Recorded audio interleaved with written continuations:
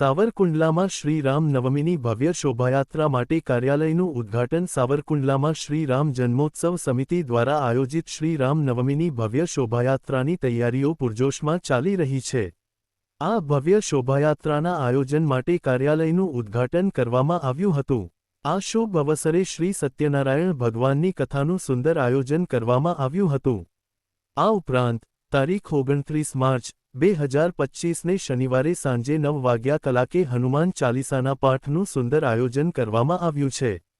શ્રી રામ જન્મોત્સવ સમિતિ દ્વારા તમામ ધર્મપ્રેમી જનતાને પધારવા આમંત્રણ આપવામાં આવ્યું હતું।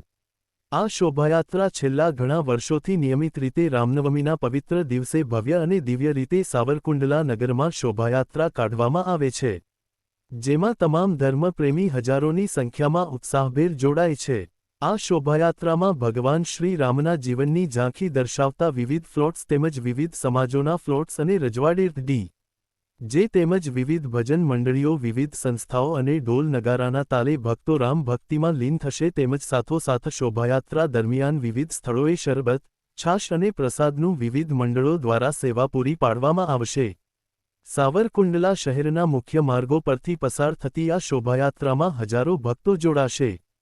શ્રી રામ જન્મોત્સવ સમિતિ દ્વારા તમામ ધર્મપ્રેમી જનતાને આ ભવ્ય શોભાયાત્રામાં ભાગ લેવા માટે આમંત્રણ આપ્યું છે। આ શોભાયાત્રા સાવરકુંડલા શહેરના સનાતન આશ્રમ જેસર રોડથી પ્રસ્થાન થશે અને શહેરના મુખ્ય માર્ગો પર ફરીને રામજી મંદિર જીજુડા ગેટ ખાતે પૂર્ણ થશે।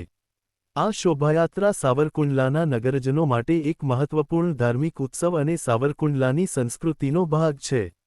આ શોભાયાત્રામાં ભાગ લઈને ભક્તો ભગવાન શ્રી રામના આશીર્વાદ મેળવે છે। રિપોર્ટર રજાકભાઈ જાખરા, સાવરકુંડલા। જય સિયા રામ।